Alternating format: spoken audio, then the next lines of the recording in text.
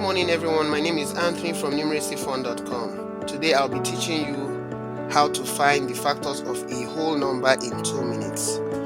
So we begin. Let's consider the number 20. So we have the first whole number, which is the smallest one, which is 1, and then 1 times 20 is equal to 20. The next number following a 1 will be a 2. So we go with 2 times 10 to give us 20.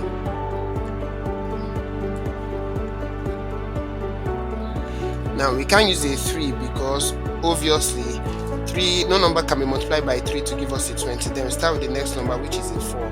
Now 4 times 5 will give us a 20. So we write that down. Now we already have a 5 here on the other side, as you can see. The next number will be a 6, but like 3, 6 cannot be multiplied by any number to give us a 20.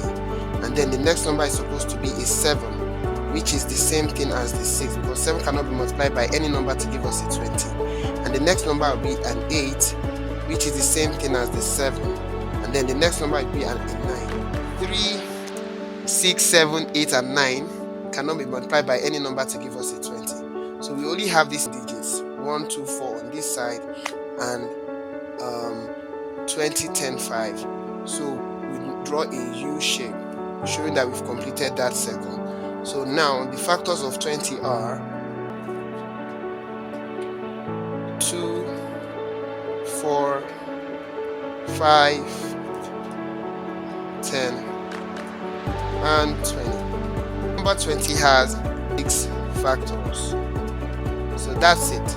So please like, share, and subscribe. Until next time, I remain Anthony, your favorite math instructor at numeracyfun.com. Thank you.